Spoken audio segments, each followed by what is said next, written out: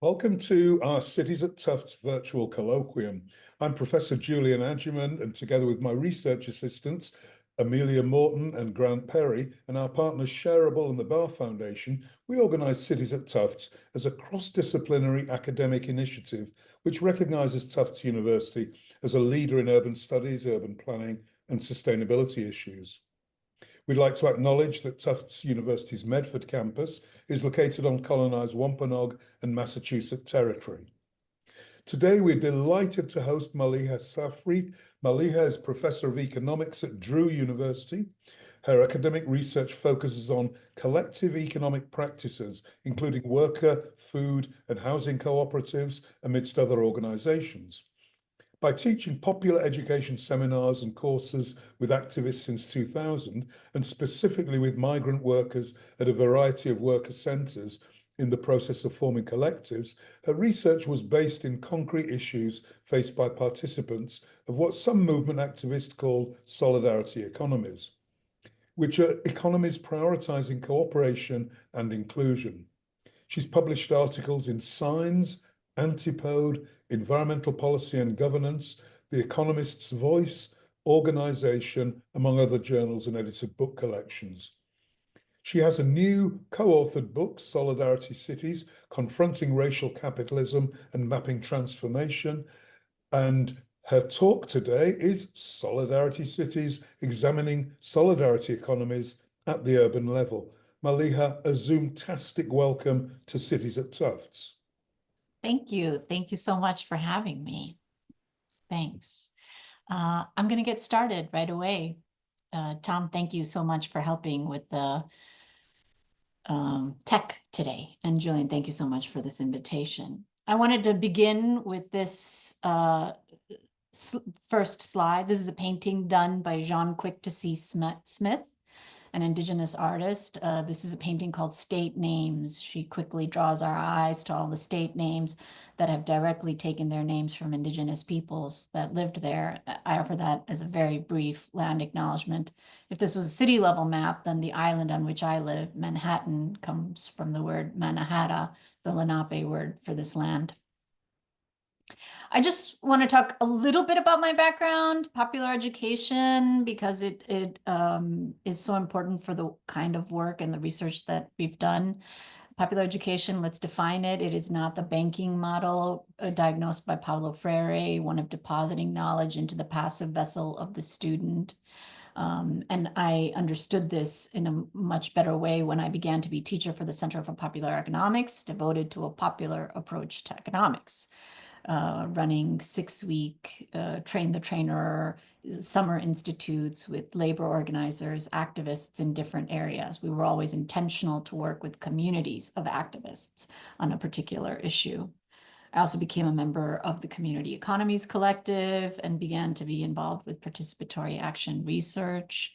I'd been doing popular econ classes with anybody that wanted to do it. And one group in particular of ex-prisoners, we did a participatory action research project where they interviewed all the collectives, cooperatives, social enterprises, nonprofits in their town in Asbury Park. The young men, they were all young men, talked to an ex-prisoner collective run by women who had said, after facing a great deal of discrimination in the labor market, they said to themselves, fuck it, they won't give us jobs, we'll make our own jobs. So we did a community mapping of the solidarity economy of Asbury Park. And when we got to talking about different ways of organizing work, they wanted to start a cooperative after this project. And the young guys started a construction worker cooperative joined by undocumented immigrant workers who were very familiar with cooperativas already and joined this project. And the mapping exercise helped them see their own town differently, see their own role in that town differently. And of course, I think there's just a joy in sometimes showing up and doing the work. I saw that a little bit in Occupy, right? And these are just some simple takeaways that I want to stress, but that of course is also familiar to some of the people on this call, but I need to be explicit about why we did the research the way we did. Participatory action research is community-led in structure. It can be transformative. And I think that popular education plus participatory action research plus collaborative writing really colored everything in me towards collaboration. And in 2015, I started working with a group of people, and that collaboration has now spanned over a decade.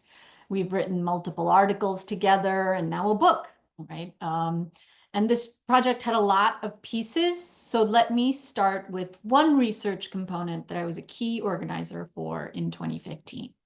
We surveyed all of the worker cooperatives in New York City. And this was the year before a city council funding initiative for worker cooperatives began. So in a way, this is a very good baseline of pre-city support. Overwhelmingly, Latinx people dominate as worker owners, and this is both including and excluding the major outlier in New York City being Cooperative Home Healthcare Associates, the largest in-home healthcare cooperative in the country. It has since been superseded by a new cooperative that started after we've finished even gathering data in 2019. But let's stick to this snapshot for just a moment. And I'm happy to talk about where things have gone in questions too. In terms of industrial sector and gender composition breakdown of the cooperatives, we see some patterns. 98% are women. 70%, sorry, 2/3 are in care work occupations, cleaning, childcare, elder care, tutoring, in-home healthcare, doulas. These are some of the main categories. We spoke to dozens of workers directly for this project and probably hundreds over the years. Two who had started a cleaning cooperative described to me what they experienced and in terms of trying to create a model for how to help others start cooperatives. We can see subjective transformation in what they told me, micro leading to meso level transformations. It's a mode of politicization that has an expansive politics. Many others have written rich ethnographic work about this. Daphne Berry and Myrtle Bell leap to mind, as does Caroline Shenaz Hussein. There are many in this field of looking at the qualitative experiences. So we wanted to actually add a different piece to this conversation. We wanted to look at one piece. What is the economic impact of all of the worker cooperatives together? Here I used input-output modeling to try to trace out the multiplier impact. Planners are more familiar with this method than economists. So when I was trying to teach myself the economists were like, no, you should go to the planners. And I learned the most common software program, Implan, that's kind of like the Excel of input-output modeling, right? A package program software. So bear with me while we walk through this row by row. Let's concentrate on the first line. We examined worker cooperatives' actual output, what they made in revenues. We had that information. We gathered that information. We also had what they pay in payroll, labor income. We also had the total number of workers employed, and here part-time and full-time are included and mixed. We, plus the coalition, and a wider movement was always interested and remains so in this idea of what they call value chains and academic literature might call supply chain effects. That's this second row. How much do they spend on supplies? Indirect effect. How many jobs got supported? And inside the movement, there is a particular emphasis. Can we be intentional about sourcing? And how can we be intentional about building different kinds of supply chains, which support a further 101 jobs? Induced effects are what is the spending power of all these workers and jobs supported, right? When the workers go out and spend their payroll, when they buy food, when they pay for their rent. The total, well, it adds all this together, and the total impact is 125 million. Now, here is where I think there's some harsh critique of worker cooperatives that they only benefit those workers, and that's actually not true, right? They benefit local economies as well. But here's where some interesting class analysis falls out of the way social accounting matrices are organized. Regional input-output models assume all firms are conventional, employer-owned capitalist firms.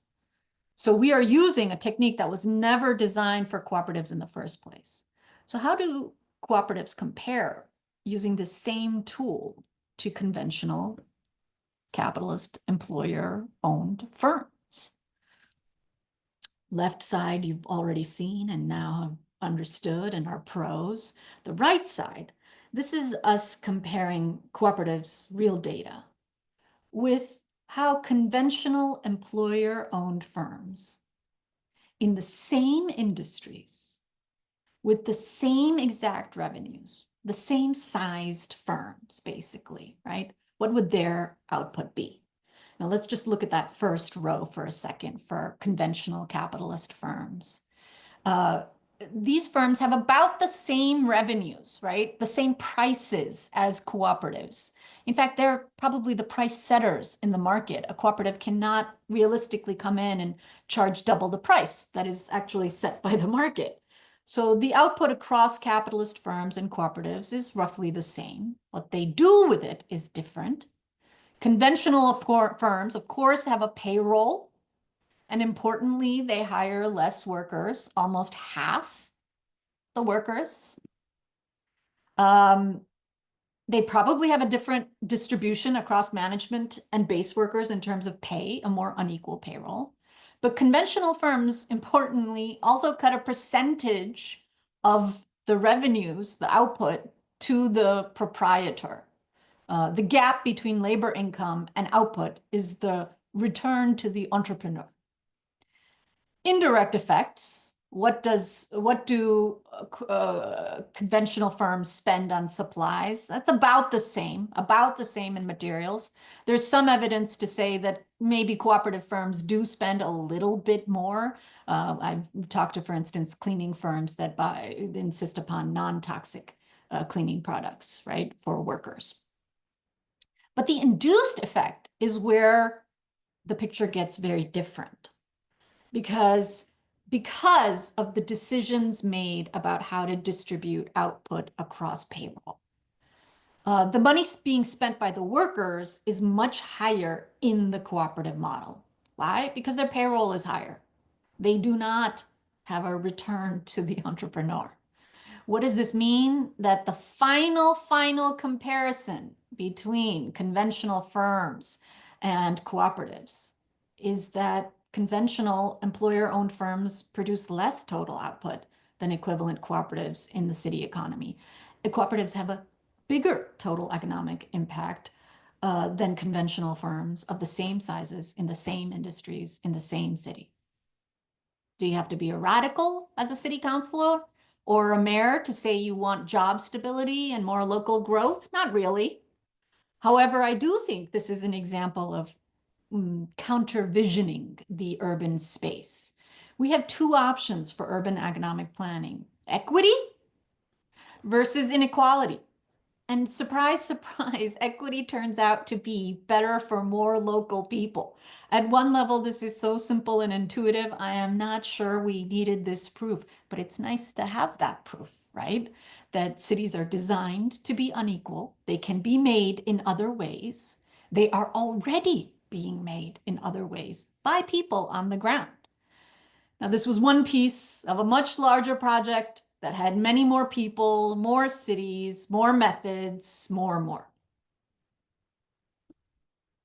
And we had always wanted to concentrate on cities where we were working closely, but we were also working with solidarity economy activists. And at the national level, there was a conversation about how far behind the US was in some ways in terms of organizing around another world, another economy as possible politics. It is not shocking that the US would be behind other countries in many ways, and this is just one. The concept of a solidarity economy is not one we invent. It has instead been developed and theorized in context-specific ways by scholars and practitioners spanning the globe of what has become a transnational solidarity economy movement.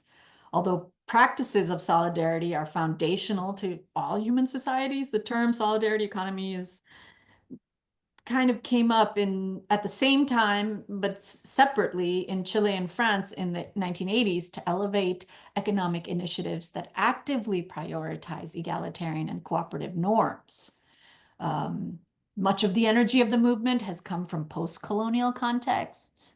The network is global, but the work of defining solidarity economies has largely fallen to practitioners organizing at national, regional, or local scales, which has led to considerable terminological and conceptual diversity. My co-author, Craig Borowiak, has written about this very lucidly. I already mentioned I was engaged in worker-centered kinds of education, right? Remember that Jersey Shore map that I was talking about created by ex-prisoners? And in that case, practically speaking, a lot of the social organizations and collectives they visited signed up to be their first customers, creating a different kind of solidarity-based supply chain. Even that one example shows how community mapping can be transformative. Maps don't just represent the world. Once they are produced as part of our shared reality, they can help make new worlds. But before you can map, you have to make decisions about what to map. And we worked closely with activists over 2 years in the US Solidarity Economy Network and city-level networks to produce this typology. Now, in determining what to include, many considerations were paramount. We aim to identify organizational forms that are substantially aligned with key solidarity economy values, including social equity, environmental sustainability, solidarity, pluralism, and democracy. No initiative is perfect on all counts, but we also did not want to include initiatives that are structured in ways that inherently violate particular solidarity economy norms, even if they perform well on others. For this, the commitment to self-management and democratic decision-making were non-negotiable for most of the activists. For example, even though social enterprises seek to combine environmental and social concerns with their financial bottom lines, they are not part of the typology because most are structured in undemocratic ways, excluding workers from key economic decision-making processes. Extremely important. The typology is by no means a rigid classification, nor an exhaustive list, not at all, of informal economic practices of solidarity in families, neighborhoods, cities. It is not a blueprint, but an invitation to add to this, to take this, an invitation to thinking about how solidarity economy initiatives differ from conventional capitalist firms. One of the problems I mentioned was that US activists had no comparable map in the US at the national level. So we helped develop that as an openly accessible, interactive, and searchable map and research database. Over 26,000 entries, searchable by organizational type or function. So for instance, looking for credit unions in your city. This is a pragmatic tool for anybody who wants to know more about solidarity economies near them. Now, there are other maps. The Black socialists in America have produced one called the Black Dual Power Map. New Economy Coalition has also produced a national level directory. However, we turned most of our analytical attention to cities. We were working closely with networks in our own cities, so we dug in deeper there. We mapped all of the categories in the bottom right-hand corner in all 3 cities, in Philadelphia, New York City, and Worcester. Medium, the largest, and small. But in all the cities, there are sizable footprints. And this simple mapping exercise transforms the common understanding of US cities as entirely shaped by capitalism and profit-centered logics.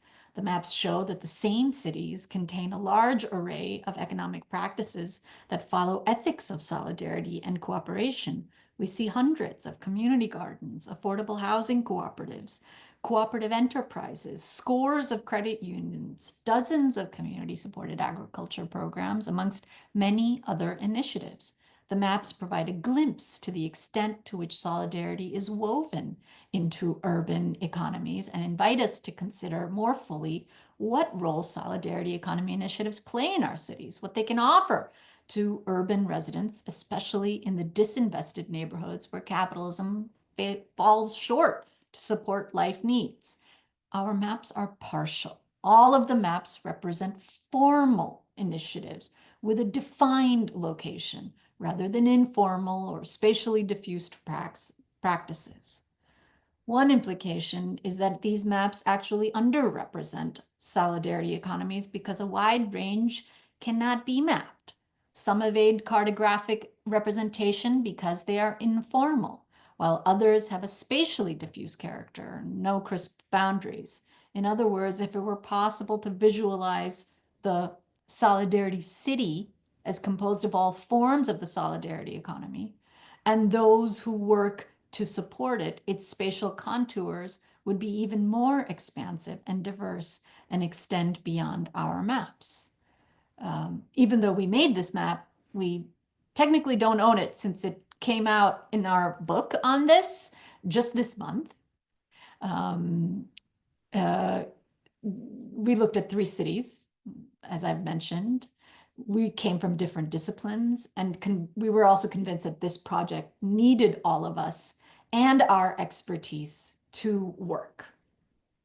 So we used multiple methods, qualitative and quantitative, prioritizing community-formed questions in research, using geospatial analysis and input-output modeling.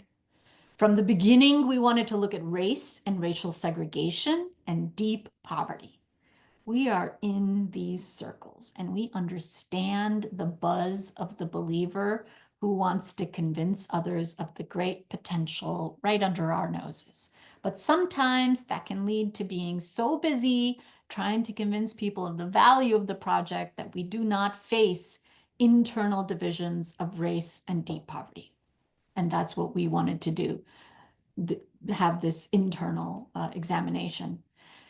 Reminding you quickly from the footprint map, the distribution across the 3 cities is marked by patterns, and we were pattern investigators. The problem with dot maps is that they actually don't give us an accurate measure of density, right? Because dots can be on top of each other. So using kernel density estimation techniques, we wanted to look at what geographers call hotspots. And here I'm going to stick to New York City for the sake of time as well, because the patterns are actually different across all 3 cities, and we cannot make sort of easy generalizations about all these patterns. Now, there are important clusters across New York, the dense, what geographers call hotspots, you can call them clusters. And if you know these neighborhoods, you will also not be surprised by the next step, where we examine who lives in these neighborhoods.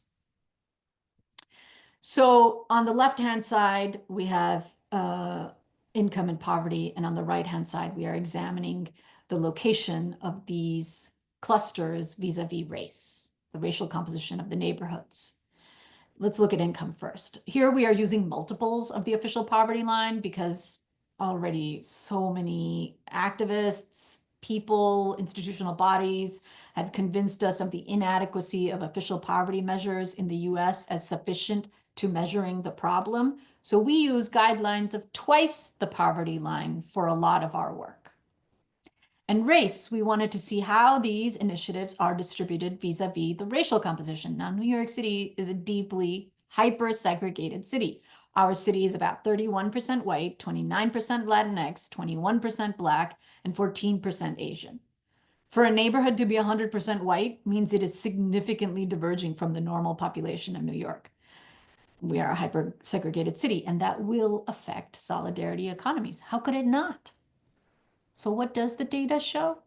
Significant clustering of solidarity economies in neighborhoods of color, which also have a significant overlap with high levels of poverty. Now, I want to connect this to this idea of racial capitalism. The term racial capitalism refers to a body of scholarship that emerged as an important corrective to earlier theorizations of class and capitalism. Many liberal and Marxist accounts of capitalist economies tended to treat racial relations as peripheral to market logics and class antagonisms. Theorists of racial capitalism reveal how capitalist development in the US and elsewhere is fundamentally intertwined with processes of racialization. Racial capitalism is not one variation of capitalism, as if there could be processes of capitalism separate from race. Rather, capitalism has always operated through racial differentiation from its very beginnings. In Ruth Wilson Gilmore's memorable phrasing, capitalism requires inequality and racism enshrines it. In this respect, capitalism is racial capitalism, particularly in the US context. And we see many examples of that, for instance, in redlining, which I'll get back to in just a second. At the same time, Black, Indigenous, Latinx cartographies and scholarship teach us a lot. And one way is their critique of space is categorized as poor and assumed to be devoid of life. Racial capitalism literatures offer us rich historiographic accounts of the resistance and cooperation that weaken those absence narratives. You can see it inside the influential scholarship of Cedric Robinson, alongside his attention to the racialized processes of slavery, feudalism, and capitalism. He equally emphasized a long history and theory and practice where people unsettle exploitative economies, building up cooperative alternatives in peasant communes that rejected feudal hierarchies long before the emergence of Marxism, and through maroon societies created by formerly enslaved peoples that both he and Du Bois examined in depth. Later, R.D.G. Kelly will look at freedom dreams, right, as existing in reality, not only our imagination. So let's focus on something concrete here, redlining. This is a crowd that knows this very well. The set of urban practices that shapes cities in powerful ways to this day. I'm not going to go into depth because I'm assuming a lot of familiarity with this process. I am simply bringing this up because these maps represented one powerful way of coding the city by race, from best to hazardous and dangerous. And for us, redlining is especially important because it exemplifies how maps have been deployed to sustain and consolidate hegemonic social orders. So we wanted to see how the clusters of solidarity economies relate to this historical process. And our maps show the striking manner in which practically all contemporary solidarity economy hotspots coincide with formerly redlined areas, many of whom remain home to communities of color living at or below twice the poverty line. Today, for example, we see clusters of solidarity economies in impoverished Black and Latinx communities in formerly redlined areas in New York's Lower East Side, Northern Manhattan, Harlem, Washington Heights, North Brooklyn, and also the South Bronx. The cartographies of the solidarity economy that we overlay against the borders of redline neighborhoods make it clear that in the past, like today, urban space has been powerfully created through solidarity as well as through racist policies of capital. Now, I know one critique I have heard is that people are doing this out of deprivation. One woman asked me even, are you for redlining? And no, I'm not.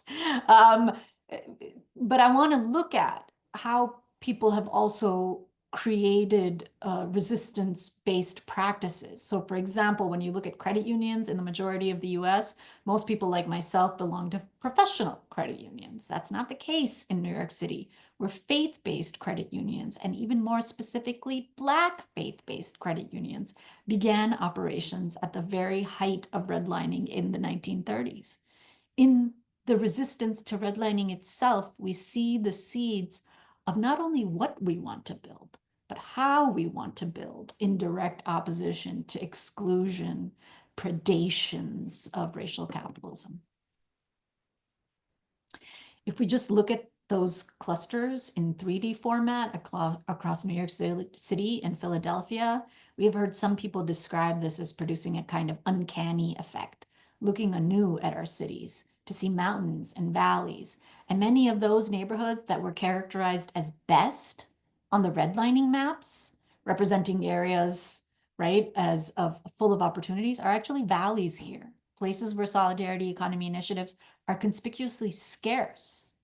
By contrast, the neighborhoods categorized as hazardous and lacking in opportunity are mountains of urban economic solidarity. Counter-mapping, I think, if we think about mapping and counter-mapping as a resistance practice, counter-mapping can change the political horizon. Counter-visioning, I chose this word because of the ways that emphasizes that the vision is rooted in real material ways. People are disempowered, excluded, exploited, right?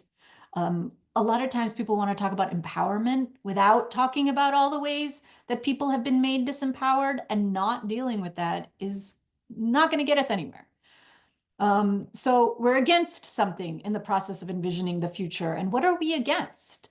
And organizers always stress it's important to name what you're against, right? Because then it's not just about making sure people survive racism, but constructing alternatives that oppose and build in ways that liberate communities and on their own terms.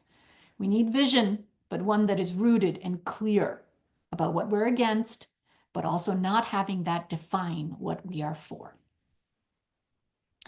Very quickly, I just want to talk and stress that when you look at how these initiatives are providing, what are they providing? What kinds of goods and services? These are not luxuries, which is actually sometimes what we hear from critics who don't know necessarily so much about this, that this is just for people with privilege. But actually, this shows the core industrial breakdown of what solidarity economies are providing: housing, food, fair finance, and work. Now, we're interested in the overall footprint because we wanted to challenge the representation of economic alternatives. I promise I'm wrapping up. We wanted to challenge the representation of economic alternatives as marginal. One of our intentions in writing the book was to counteract these limiting habits of thought by exploring the geographies that emerge when diverse initiatives are brought out of their silos and conceived together as facets of a shared solidarity economy.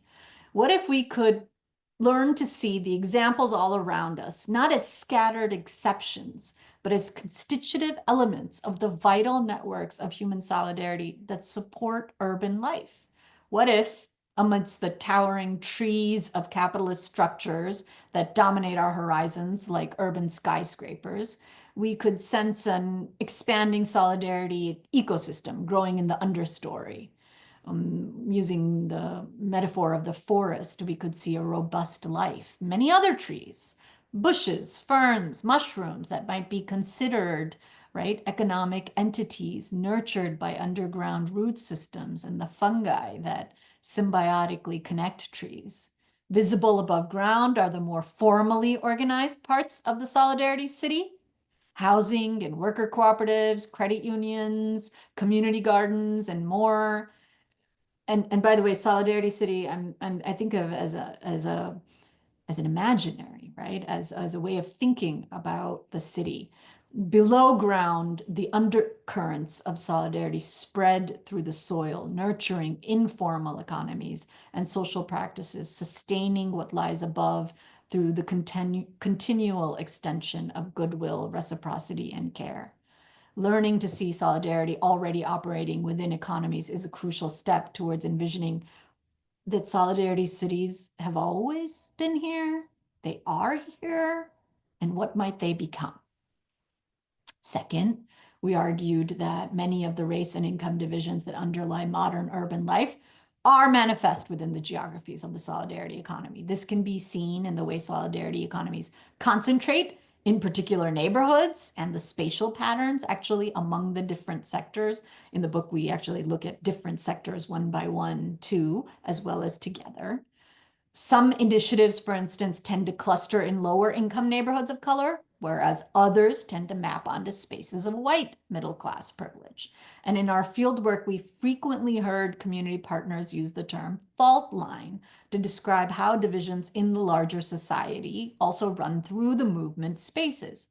We joined them in adopting this fault line metaphor to characterize divided geographies of the city and use it carefully, acknowledging that the term fault line may evoke rigid or naturally occurring phenomena, and we do not suggest that at all. Only that not that race or poverty are natural or inevitable, only that they are evident in spatial patterns we analyze and part of the truth that solidarity economy movements must bear. Third, we contend that solidarity economy initiatives and the movement at large, while being affected by racial and economic divisions, possess many of the normative and practical resources for confronting and transforming these fractured landscapes. Here, other metaphors emerged through our engagement with movement practitioners that helped us make sense of how solidarity economies produce urban space. Ecotones refers to the ecosystem needed to nurture these initiatives, and we do a deep dive in Philadelphia to examine the variety of ways neighborhoods come to be ecosystems. Another, and one that I've already seeded with a little bit of my work on the worker cooperatives, is what we call bulwarks that successfully form patterns of defense and resistance to racialized forms of disinvestment or exploitation. Bulwarks are echoes of what Cooperation Jackson calls the build and fight strategy. For Cooperation Jackson, fight refers to a long history of resistance in Mississippi against the disposability of Black life, which Cooperation Jackson seeks to confront and defeat as part of any urban human rights agenda. Build refers to a multi-part, expansive regional plan. And Cooperation Jackson offers one instantiation of a theme that has shown up in multiple social struggles places: build and fight, oppose and propose, resist and build. Similar expressions have become mottos for campaigns that combine anti-capitalist politics with post-capitalist world building. And there are shades of meaning separating these expressions. There are many ways to resist, not all of which involve fighting. And all of these mottos and campaigns are rooted in opposition and defined by visions of solidarity as a generative power. To these, we add the reframed expression, build and defend, to draw greater attention to the needs and creative forces of communities, to emphasize the imperative to not only build for the future, but recognize that which has already been built, like the worker cooperatives, or some of our work on housing cooperatives and faith-based credit unions in need of support and protection. I'll end with this. I know we're in a fight for our lives mode, and I very much understand that, but there is something very powerful about the resist and build axiomatic politics, because it focuses attention on the means and the ends. I'll stop there and thank you very much. Wow, I'm still processing, Maliha. That's fantastic. And I note your book is open access, and I'm just thinking, how could it be otherwise, given the nature of what you're talking about? I'd also like... That's what we aimed for. We thought that should not be the reason that anybody should not be able to read this. We can arrange for that, right?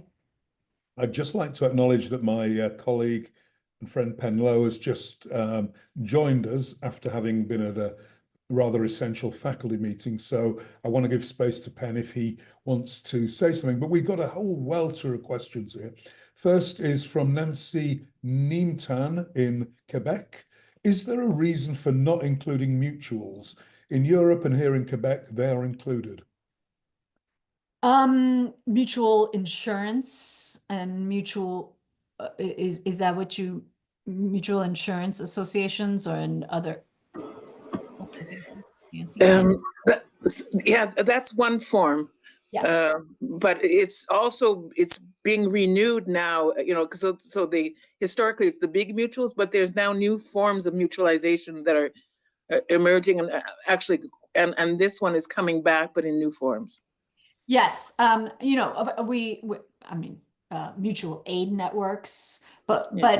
but I understand your question to also but I will say that to a certain extent we had a very small team. How can we also deal with the universe of what exists in our cities? No, no, it was just around the tableau that I was reacting, but for the rest, obviously, you got to look at what's going on in your own community, and it's very interesting, by the way. Thank you. And I think that's something to be considered. I do think of the topology that the U.S. Solidarity Economy Network that we helped develop has already actually transformed and changed, and now different people are adding different terms to it. And I think of it as not a set thing, but as something for everyone to take, to use, to modify, and especially in ways that make sense in their location. Yeah, no, and I mean, this is not the time on the subject but there's a whole evolution, and and hybridization in terms of public and collective and the commons and so on. So even the definitions and the forms are rapidly evolving as well. So, but anyhow, sorry, thank you, and this is very interesting. Thank you, Nancy. Renee Hatcher asks, I'd love to hear more about how the indirect effects was measured in this project. For cooperatives, that is actually information that we had in terms of what cooperatives spent on means of production, supplies. So we asked them that question. Okay.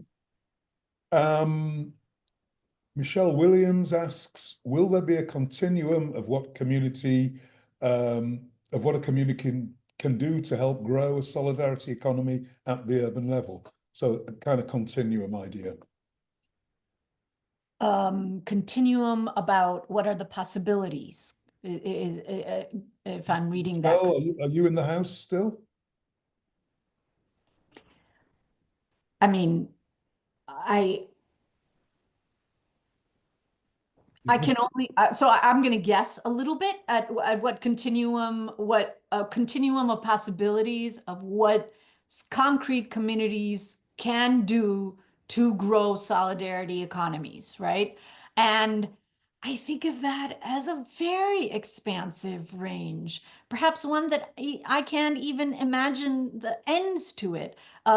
One of the things that we really stress, and this kind of comes back maybe to Nancy's question, is that we have to have an open ontological approach to understanding solidarity. We cannot think about this as this is it. These are the only people I will have solidarity with. It is an ever porous boundary that actually requires, right, us to be thinking about the exclusions that we have made and how can they also be brought into a project of thinking about urban planning, but with community well-being at the center and forefront.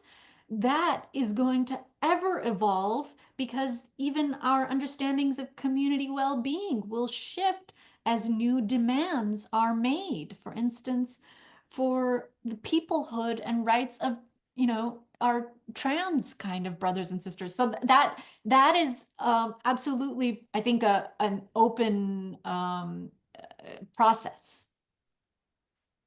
Tom Llewellyn asks, what advice do you have for organizers or researchers interested in doing similar mapping work in their communities?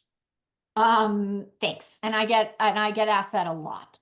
My first thing is going to be, please look to actually make sure that someone has already, so for instance, someone from San Francisco was like, how can I do this? And I said, first I'm very certain there's already an existing solidarity economy map in San Francisco. So you don't need to duplicate work. Look for already existing networks, city level networks in your city. And in all the major cities, I want to say there's this bubbling happening in this area for sure. And so one is hook into already existing efforts. Second, there are many organizers that are very skilled in terms of leading mapping workshops for people who are trying to get efforts off the ground in their cities, in case you don't have one already. You can contact me. There are other people inside the solidarity economy activist movement that are very skilled in leading some of these workshops. And it can be done. So I would say that there's a variety of ways that people can do this. And we really considered the entire book itself as a little bit of a how to do this, as a set of techniques and tools that can be used in many places. I know we wrote this primarily about these cities, but this is actually not just about these cities. And this is about seeing anew inside the cities in which you live to look for these things, because I almost guarantee you that these things already exist, a good number of them, right? John Frick asks, how has the solidarity economy evolved since the 1980s, especially since the rise of neoliberalism? I think you've kind of, dealt with this in a non-explicit way, but if you can give us a quick. Yeah. I mean, it's a big question, a little bit, right? And I'm sure you already, you can please also help in this as well, because I know Penn has worked on this for sure, Boone Shear. So I want to say that I think in some ways, the rise of the solidarity economy movement was in opposition to the neoliberal sort of discourse of power. If the neoliberal discourse of power could be contained in the phrasing of Margaret Thatcher, there is no alternative, then the very first World Social Forum that designed itself in opposition to the World Economic Forum, their slogan was "Another world is possible."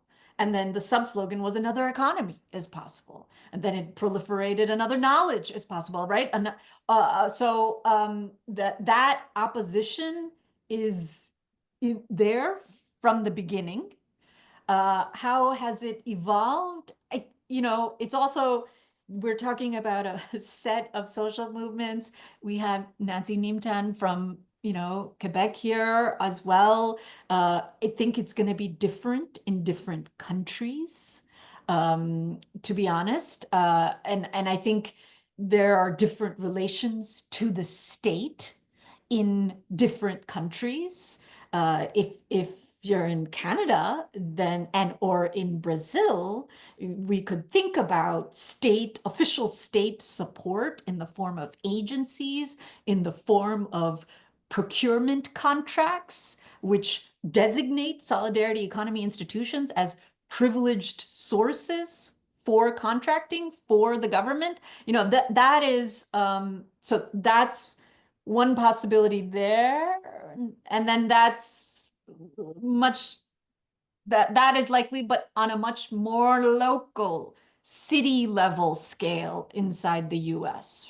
So I suppose I'm a little wary of talking about the solidarity economy movement as a unified movement, because I don't think that is the case. It is a decentralized social movement, but at its core, many of the constituents do have an oppositional relationship and continue to have an oppositional relationship to neoliberal processes. Absolutely. Okay, Did you want to add anything to that, Julian? Sorry. I said, if you wanted to add anything to that, No, Julian. I'm good. Questions are coming in thick and fast now, and we've got about 7 minutes, so really quick answers. And this one, how can solidarity economies counteract the financialization of our land economy? There are two responses to it. This is from Zvi Levy, but do you have a quick answer to that? How can Well, solidarity economies counteract the financialization of our land economy? if we think about the financialization of the economy as moving increasingly the center of the entire economy towards the financial sector and the health of the financial sector, then I think everything about, well, first of all, even the financial sector inside the solidarity economy, if we think about credit unions, community development credit unions, and public banks, and rotating savings and credit associations that are zero interest, that is a very different model of the entire financial sector by design, and that the financial sector should be organized by either nonprofit or zero interest principles. Already inside that financial sector, we see a financial sector that sees itself in direct opposition to the capitalist financial sector. And then if you step outside just the financial sector of the solidarity economy itself, definitely I would say that the center of gravity for solidarity economies is towards production, towards the primacy of labor over capital, and it is about shifting towards satisfying core human needs, housing, food. So it's not just the financial sector that is counteracting, let's say, the financialization. I would say the entire spectrum is counteracting that kind of drive. Crystal asks, can you talk a little bit more about your positionality within the participatory action research and how you navigated challenges that came up? You should contact me, please. I attached my msafri@drew.edu. If you're interested in doing some of this work yourself, I think you have to think, and it's a continual process. You have to think about your positionality, and you have to be willing to let that research be community-led and relinquish the position of the masterful expert. There was this one great check a little bit for me because I'd been so integral in helping one worker cooperative get off the ground, and we do a whole workshop with organizers that are really trained in decision making in collectives, especially navigating conflict and how to decide on how to make decisions itself. And anyway, there was this moment where I'd been part of the group, but I am not part of the worker cooperative. I was there for the participatory action research part, but I wasn't going to be a construction worker in the worker cooperative. And so there was this moment where the consultant is asking us, so who's going to vote? And I raised my hand. And it was a check because I don't have a vote in that cooperative, right? That would be a separate entity, and the workers will have a vote, not me. So all this to say that I think you have to be thinking about that, but it is extremely important to also bring in experienced community organizers and experienced people who will also be able to help you see things that you could not see. Final question goes to Neil Gorenflo. What's next for your research? Thank you.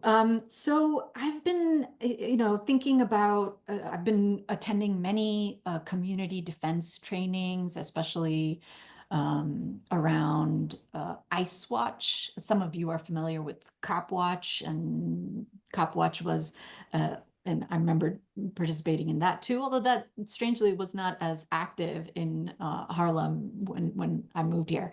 But now ice watch kinds of community defense trainings, and I am going to all these trainings, and at the end of them, they're always ending. It took by the third meeting, the organizers were ending with do your mapping, and here I am doing all this mapping stuff, and I felt confused in the first. I said, there hasn't been a single map. What?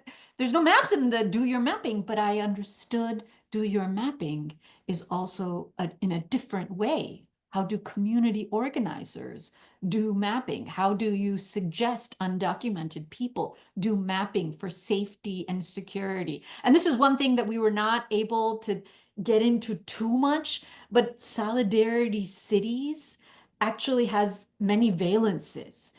In this country, we use the terminology sanctuary city, but actually in Europe, sanctuary cities are called solidarity cities.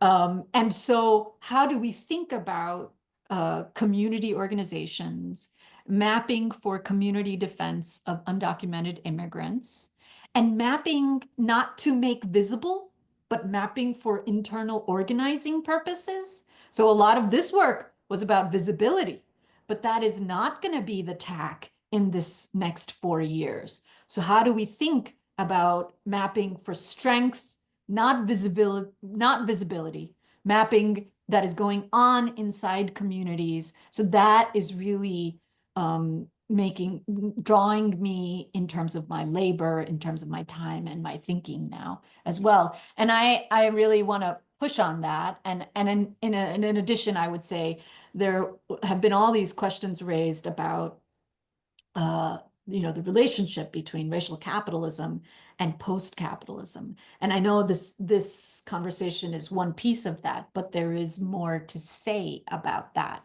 And so I definitely see my future research being pulled there as well. Maliha, we're going to have to leave it there. What a fantastic presentation. I'm sorry I couldn't get to all the questions. You have started a conversation, and you can expect the server with your book on it to be over downloaded. It'll break down, I am sure. Can Manifold Press. we give can we give you have to go to the Manifold edition of University of Minnesota to get to the open access version? Sure. Can we give Maliha a warm Cities at Tufts thank you? Thank you so much, Maliha. Our next Cities at Tufts colloquium is on February the 19th, where Duncan McLaren will talk about From City to Sink, Urban Carbon Removal as Promise and Practice. Thank you so much again, Maliha. See you all in a couple of weeks' time.